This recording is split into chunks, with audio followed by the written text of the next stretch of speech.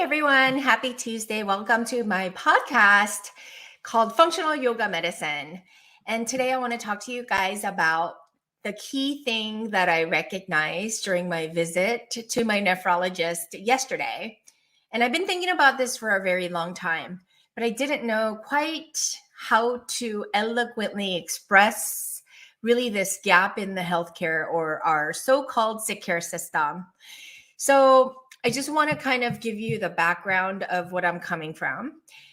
You guys both know that, or if you've been following me for a while, you know that I've been a practitioner as a physical therapist for over 20 years, specializing in autoimmune and chronic inflammatory conditions, as well as being a patient of, an autoimmune patient for over 20 years as well. So I can remember for as long as I can remember, I've been obsessed with self-help. Perhaps it's because I grew up with very, very hypercritical parents that led me to believe that I needed to fix everything, all the flaws, to be good enough. And I felt like it was something that I always have to work on. And this subconscious belief had me living from a place of, I'm never good enough. So I have to do all the things to make me good enough. And such belief did not only create self-importance, but prevented me from truly embracing who I am. And it tends to, for those of us who do this, it tends to keep us focused on our flaws versus our strengths. And we know that energy flows where our attention goes. So our flaws expand and our strength shrinks to a point where we hide and stay so small as to not be seen. And I only mention this because I realize this is many of us. It's not just me. And then shame, guilt, and resentment becomes the driving force versus being empowered, powerful, and full of confidence. And this state of self-loathing and lacking self-confidence is a worldwide pandemic. I can't tell you how many successful and amazing people that I've met who truly struggle with self-loathing and lack of self-confidence. And it was really, really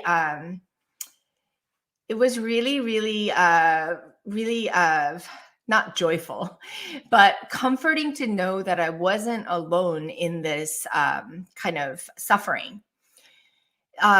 They are like, people like me are constantly living in a cycle of self-improvement versus self-acceptance and self-actualization.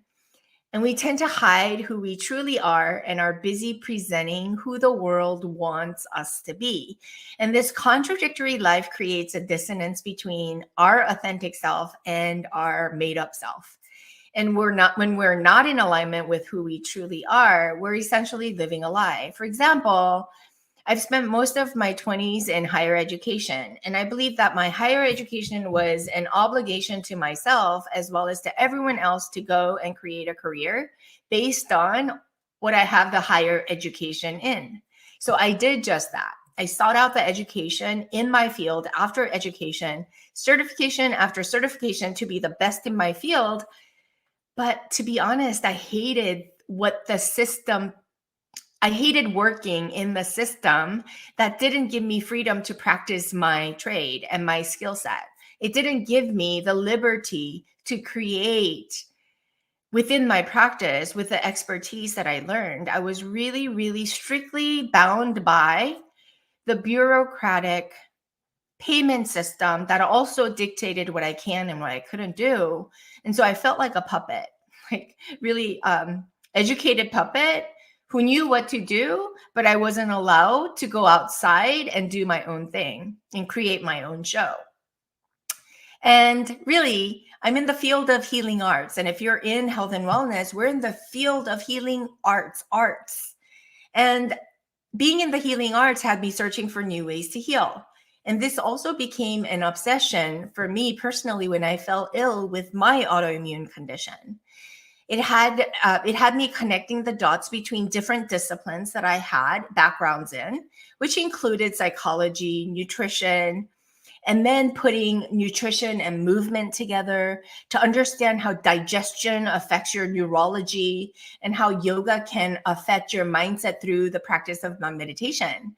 And so I experimented with combining the theories of yoga with the principles of Pilates and infusing it with therapeutics and physical therapy and adding nutrition science to the treatment when all the experts and colleagues resisted what I was doing and even told me what I couldn't do or that I couldn't do that and dismissed it as out of scope of their practice.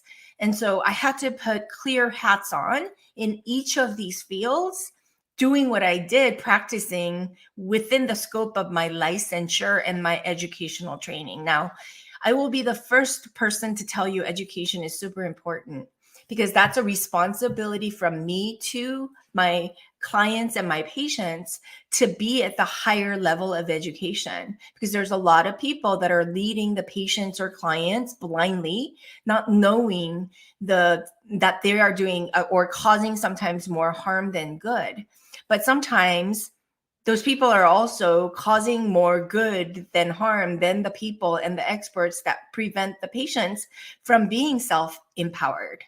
So this led me with so much frustration and questions and confusion when told that I can't do something on behalf of my patient, knowing that fully well that that's what my patients needed. And to stick to my field of expertise, which meant to compartmentalize my career and put different hats on at any given time, that I wasn't able to combine all the hats in a way that it made sense for me, even if I had those overlapping licensure, was a slap in the face, really. And so, for example, I really want to share my recent visit. In my recent visit to my nephrologist, you guys know that I was going through a lupus flare. And so it affected my kidneys. I was nearing or had experienced acute kidney failure, which really devastated and debilitated me. And I noticed upon my recent labs that my TSH levels were a bit high, indicating potential hypothyroidism. Well, I knew that hypothyroid condition can affect my kidney function. So I wanted to have a discussion with my nephrologist about it. And he simply stated and dismissed that as out of his scope and didn't really recommend any further evaluation or referral to an endocrinologist, but he assumed everything to be within the kidney and end all be all in the kidney, which was his expertise. And he really didn't recommend anything else about this issue, but I felt he dodged this question and dismissed me as being overly anxious. And the thyroid issue was not addressed, with the TSH info, with that limited information, he proceeded to prescribe me the levothyroxine, which made me feel a bit insecure about my care, honestly. And having acute kidney failure affects cholesterol levels too, and blood pressure problems and digestive issues, all of which, he offered medications for that solution. And he really urged for and pushed for the low cholesterol lowering agent, which is Lipitor. But the medications can also have side effects, and I don't need any more side effects than I'm having with my condition right now and the medications that I'm taking. For example, he advised me strongly if I wanted to take Lipitor, but I knew all too well the side effect of muscle pain so severe that you can't function. And I already struggle with muscle aches and pains right now from corticosteroid usage. And I've seen it too many times with my own patients. And the older I get, I see that intolerance to these medications in my body, and it's just not a good scenario. And so I refused that. And then you have to understand that with corticosteroids, to decrease the inflammation, to save my kidneys, it affects my insulin levels or insulin resistance, or it spikes up my sugar levels, right? Which is a strong and toxic anti-inflammatory to control my autoimmune underlying. But I was also offered insulin shots not too long ago in the hospital to control my sugar. I refused that in the hospital, knowing that the corticosteroids were it was having a temporary effect, and it never got high enough to warrant the insulin usage. And most importantly, insulin is the most inflammatory hormone in our body. And I knew I didn't need any more inflammation or add to my fire. So this is what I want to say. As practitioners, I've met so many doctors who are overly concerned with malpractice and compliance issues dictated and mandated by typically third-party payers. This keeps them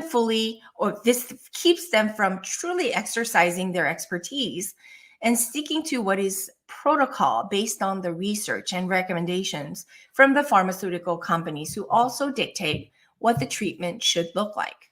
So coming back to the one secret ingredient for success in your health career or in your health and wellness career is your ability to truly integrate or connect the dots to make treatments make sense on behalf of your patients. And as licensed practitioners, many will cringe and get into fear-based thinking and do what is recommended for liability's sake. However, I can't emphasize enough how important it is to think outside the box and reconstruct a new way of thinking to truly understand and apply simple solutions that connect the dots for the patients.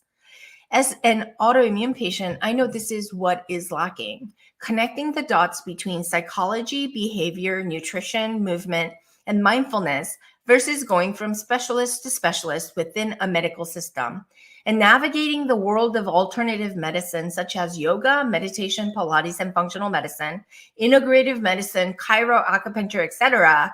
It was a lot to absorb as a sick patient. Believe me, I had to make sense of it, and I had to make decisions on how to mingle the two or connect the dots between the two. And also, there is no bridge between the alternative and conventional care. In fact, when I told my rheumatologist about my traditional Chinese medical doctor I was seeing, he strongly advised me against taking any herbal medicine. And when I went to my yoga class, my yoga teacher had no idea I had lupus. And if she did, she knew nothing about what it was. So I began to think about how cool would it be to be under a care of a practitioner who understands all aspects of my care and who can connect the dots with each treatment, as well as to help me navigate my crazy life, feeling so alone as a patient who understands the dynamics of my condition as well as the role in my care. Because often as a patient, unless I had this practitioner background, I don't think I would know what to say, what to refuse, and what to ask for. So I really want to get clear with you and real with you. And really, I want to urge you to think about integration of all pieces of the puzzle when it comes to healing. Healing journey really looks different for each individual. So lean into it and provide the solution that empowers them to know that they are not crazy and alone, that there's magic to their madness, and that it's part of the process, that it's really what your patient wants to hear is for you to be supportive of everything that they're going through, not to shoot down whatever thing that they're trying to desperately hold on to in alternative care, but to hear the supportive guidance and your understanding in the matter to help them be elevated, to really be empowered to do whatever it takes for them. Because there are patients like me who's desperate to apply more than what we're offered. And I do hope this helps to level you up, whether you're a patient or a practitioner listening to this podcast. And I want to urge you and really, really, really, really empower you to think differently, dare to make a difference, and do the work that transforms lives and really decide to help your clients. Your role really is being a self-empowering health mentor that you're meant to be, as opposed to, oh, the expert that dictates what the patient can or cannot do. That's not what we want to hear. We want to hear supportive guidance in the matter, knowing that we're the ones climbing this impossible terrain, much like the Mount Everest, that has unpredictable, weather that can really stump us at times. So I want to urge you to learn more. Do you want to learn more about our proprietary method, the alkaline method? And this is a framework that I created to help practitioners like you to level up and think differently, to connect the dots better, instead of thinking that it's not what you can or what you have permission to do or practice. So I want you to click the link below, learn more about it, subscribe to our channel. We need more practitioners like you who do sincerely care. And if you want to be an expertise on how to become better and better equipped to serve your autoimmune and chronically inflamed patients, then click the link below, see if this program is right for you. And I want to say thank you so much for listening and subscribe to our channel. You can also follow me on Instagram at Dr. Connie Chung, as well as on our TikTok. And I'm trying to do better with social. So follow me there so I can share better insights with you and share our ideas, and would love to share or hear from you through the DMs. Thank you so much. And I'll see you guys all next week.